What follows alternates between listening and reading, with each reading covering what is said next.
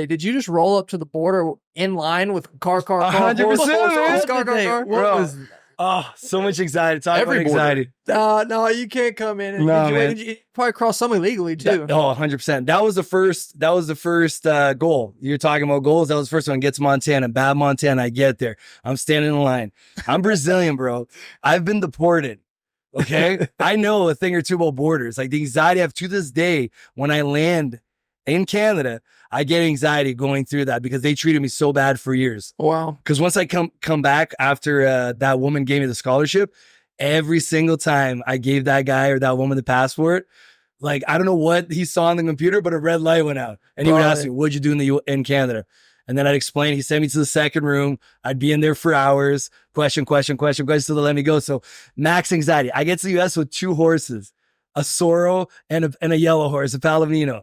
I'm like so scared, right? Everyone's like taking photos and stuff, but I was coming into Montana, man. It's the heartland of the US. Literally. They were so nice to me, so kind. They're like, please tell me you have all your papers. I'm like, I got my Coggins. I'm ready to go. Gave them the papers. They let me go and off I went. It was easy. It was easy peasy. They found me my first place to sleep that night, even the officer. They were super kind. Yes, sir. Wow. That's so crazy. I guess where did you cross over? Did you go through Mexico?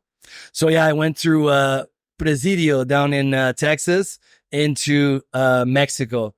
Where's that by? So it's by Pecos. I rode down Pecos into that area. So what was that border like crossing? Man, that was crazy, bro. Because like every American and Canadian I told about the trip, they're like, they're gonna kill you in Mexico. And this was a really bad time. It was 2012. Filipe Calderon, who was the president at the time, had like waged a full-out war against the drug lords, killed the main drug lords, but that just opened up the turf to these young guys, and they were coming up fighting themselves. So it was really dangerous. But I was always like, man, you guys live in the US and Canada, you don't know anything. But then the Mexicans, because you guys know, once you get past Colorado, you're in Mexico, right? Like everyone you meet is Mexican, right? Which is awesome. True. But every Mexican person I met was like, man, don't go into Mexico. They're going to kill you, right? I'm like, oh, damn, now I'm going to die. So it was like riding to my own funeral, man. I was so scared. Anxiety, back to the anxiety max.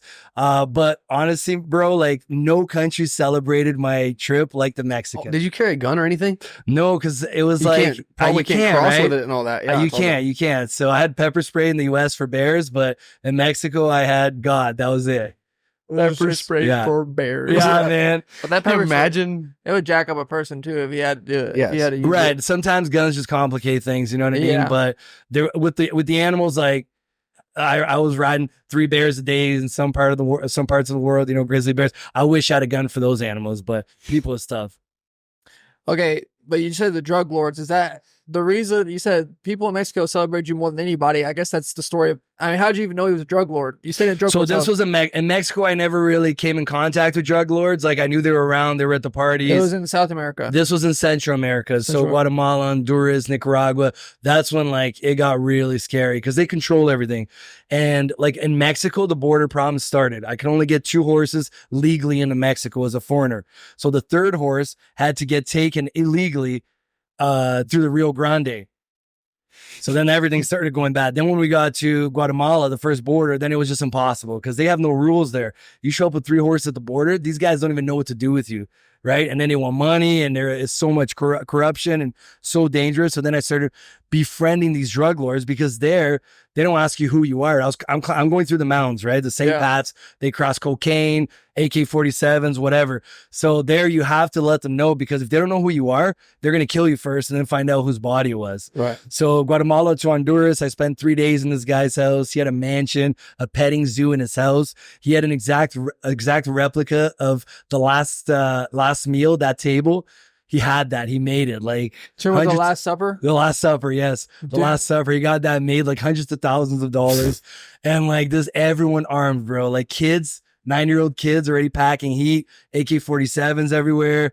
Like I couldn't look in this guy's eyes. Like you have a spark in your eye. You have one. This guy was like mate black. Like you could tell it harbored so much like evil, destruction, but he was so kind at the same time. You know what I mean? He was a huge contradiction. Like to me and his family, he was super nice. He treated me so well. And again, thanks to the horse, he loved horses. Wow. Yeah, it's almost like a movie. You see those people in movies where it's like in Netflix, it's like you kind of like the big bosses at sometimes, but they're also mafia bosses. 100%, you know? man. And it was just like also a teaching experience. Like you can't judge people till you walk in their shoes. Yeah. This guy was dirt poor, was hungry growing up. This was his opportunity. You know what I mean? No one wakes up one day and decides to live that kind of life.